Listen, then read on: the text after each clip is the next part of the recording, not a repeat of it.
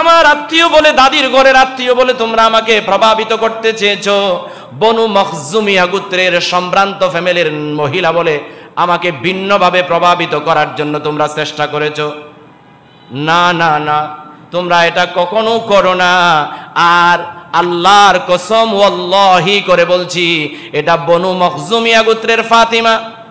এজন্য বিচারটা যেমন হবে, আর আমার মেয়ে, আমার কলিজার টুকরা, আমার সব চাইতে আদরের কন্যা, আদরের দুলালি হযরত মা ফাতিমাতুজ জাহরা রাদিয়াল্লাহু তাআলা আনহা যদি এরকম কোন চুরি করত, আমি কারো কথা শুনতাম না, আমি তার হাতটা চেপে ধরে ডান হাত আমি কেটে ফেলতাম। আল্লাহু আকবার। এটাই হচ্ছে বিচার, এটাই হচ্ছে ন্যায়, এটাকে বলে ইনসাফ। জোরে বলেন না আল্লাহু আকবার।